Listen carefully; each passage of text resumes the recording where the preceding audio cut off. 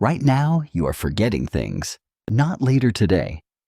Right now, this second, your brain is quietly deleting most of what happened in the last 5 minutes. This is completely normal.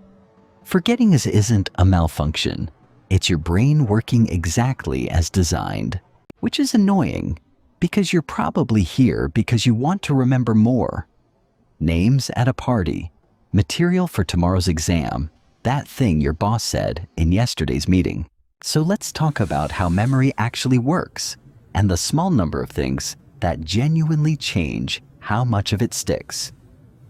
Here's the uncomfortable part first. In the 1880s, a German psychologist named Hermann Ebbinghaus memorized lists of nonsense syllables and tested himself over and over just to map out exactly how fast memory disappears. The result is now called the forgetting curve, and it's brutal. Researchers estimate you lose something like 70% of new information within 24 hours if you never revisit it. And this isn't some dusty number nobody's checked since. In 2015, researchers repeated his original experiment on modern subjects and got almost the same curve back over a century later. Your brain does this on purpose. Every second, your senses hand it more information than it could ever keep. The hum of the air conditioner, 40 strangers' faces on the way to work, the exact words of a text you'll never read again. Keeping all of it would be like saving every second of security footage from your entire life. So your brain makes a bet. If something only happened once, it probably wasn't that important. Delete it. The problem is, that bet can't tell the difference between the hum of the air conditioner and the capital of Australia. It just knows. This only came up once. So it fades. Unless you give your brain a reason to think otherwise. Most people fight the forgetting curve the wrong way. You reread your notes, you highlight the textbook, you watch the lecture a second time. It feels productive because the information feels familiar. But familiarity is a trap. Recognizing an answer is nothing like being able to produce one. The single most effective fix is almost insultingly simple. Close the notes and try to recall the information before you look at it again. This is called retrieval practice, one of the most replicated findings in learning science. In a well-known set of studies from Washington University, students who tested themselves outperformed students who simply reread the same material for the same amount of time. And the gap grew the longer they waited before the final test. The struggle of pulling a memory out of storage is what makes the storage stronger. Every time you force a retrieval, you're not checking your memory. You're rebuilding it.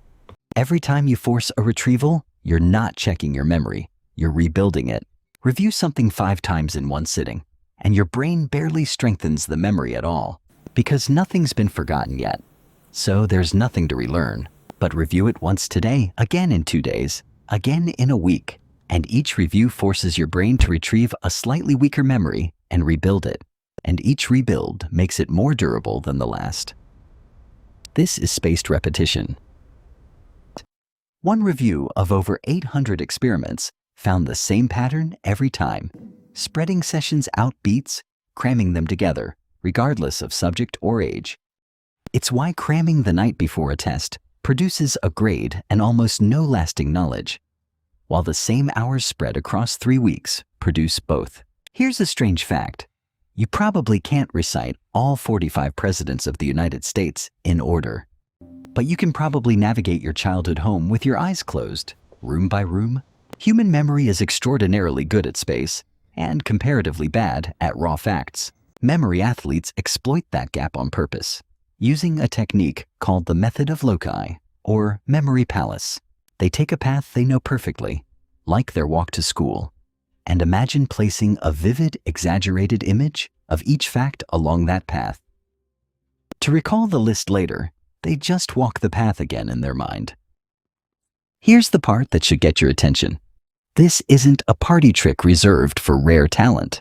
In one study, ordinary volunteers with zero memory training practiced this technique for just 30 minutes a day, 6 weeks total. Before training, they could recall about a third of a 72-word list. After 6 weeks, nearly double that.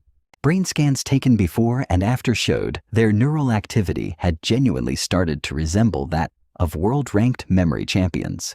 And 4 months later, with no extra practice, most of that gain was still sitting there.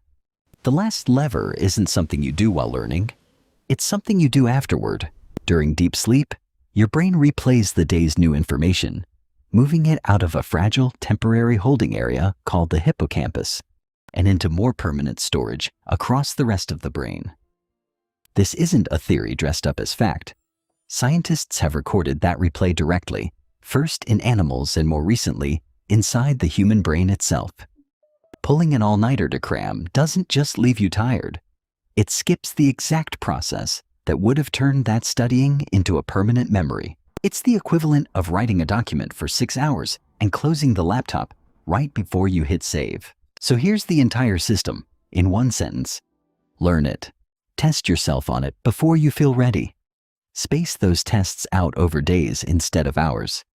Attach the hardest parts to a vivid image or place and sleep on all of it. None of this requires a better brain. It requires working with the one you already have instead of against it.